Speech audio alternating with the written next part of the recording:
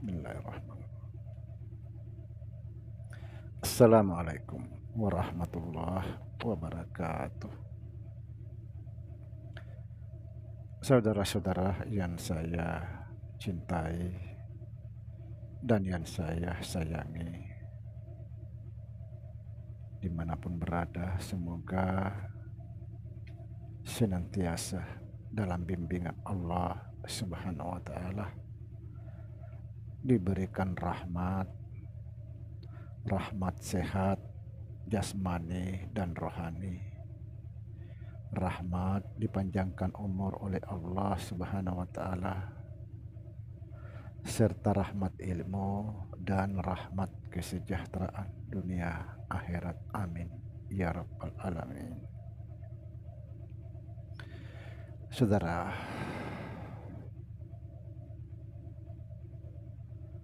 orang-orang yang telah sampai kepada Allah Subhanahu wa Ta'ala, sesungguhnya mereka telah mati di dalam kehidupan.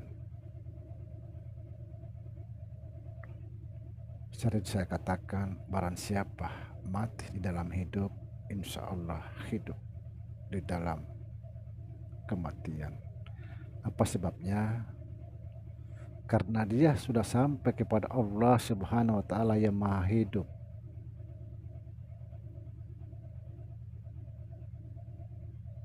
Sekali lagi, orang-orang telah sampai kepada Allah Subhanahu wa Ta'ala, dia telah mati. Barang siapa ingin sampai kepada Allah harus mati terlebih dahulu, karena mustahil bisa sampai kepada Allah sebelum dia mati.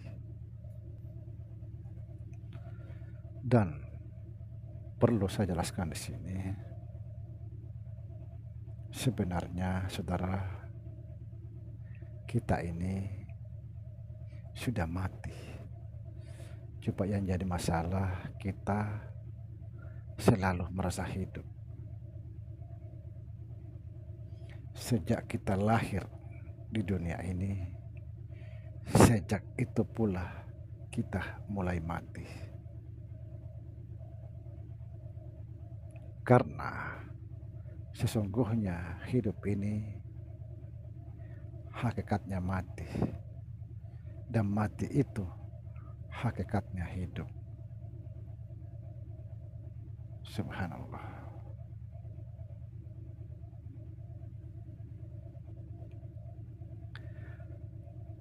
Lalu apa yang terjadi ketika kita sudah mati atau sampai kepada Allah?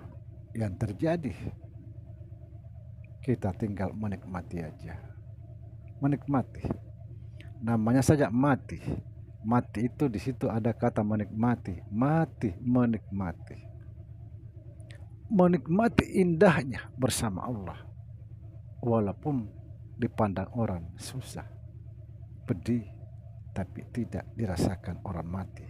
Dia sudah mati. Subhanallah.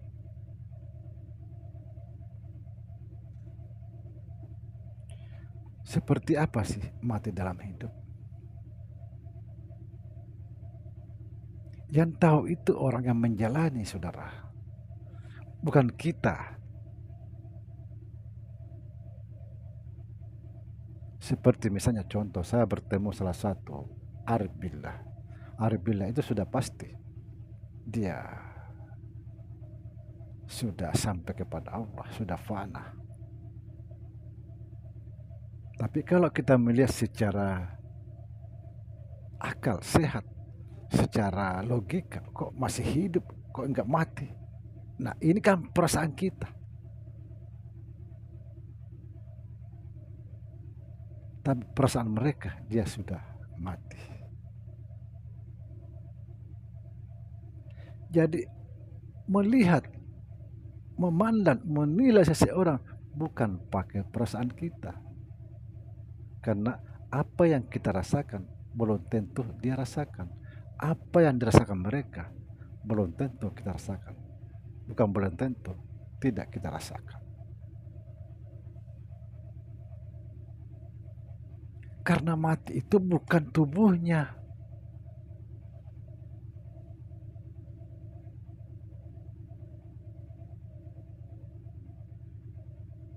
Mati itu keakuan dirinya.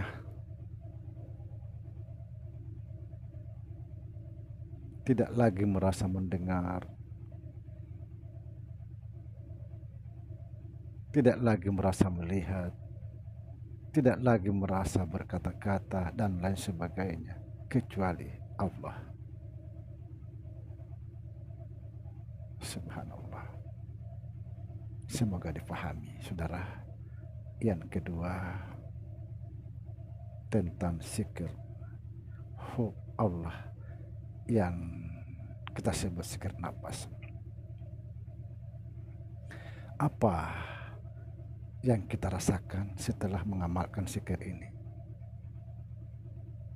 Misalnya masuk keluar Allah, atau Allah masuk keluar apa yang kita rasakan? Ketika kita sudah mengamalkan amalan ini bertahun-tahun, kita tidak merasakan apa-apa, maka barangkali yang saudara amalkan itu tidak ada sanaknya.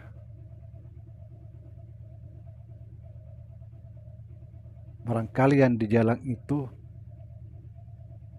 dikumpuli kita pakai.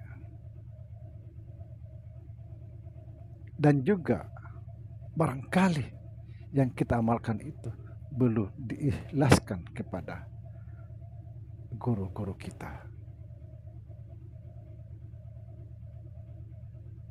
Belum bersanak.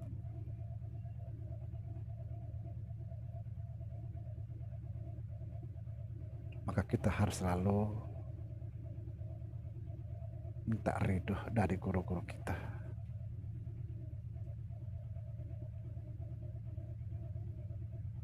Karena mestinya paling lama 1 tahun mengamalkan ilmu zikir ini, pasti akan merasakan manfaatnya, merasakan kehadiran Allah bersama kita.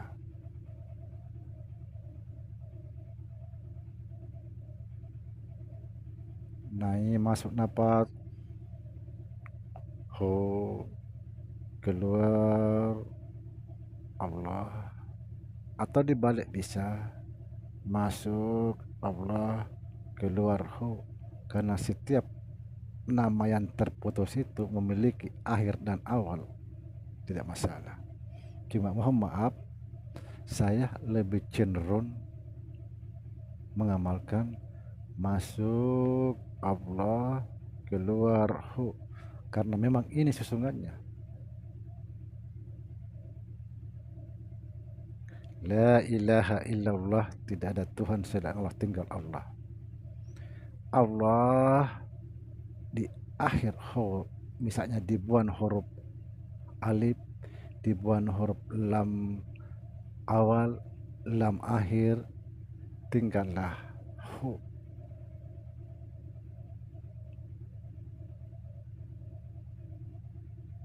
Kalau kita menyebut Allah, pasti berakhir daripada karena yang disebut pertama itu terbuang, disebut lagi yang kedua terbuang, disebut lagi yang ketiga terbuang, tinggal ketika disebut lagi terbuang lagi, tinggal kosong, maka disebut la, tidak berhuruf dan tidak bersuara. Subhanallah. Jadi kembali lagi saudara, sudah berapa tahun kita mengamalkan Allah atau Allahu?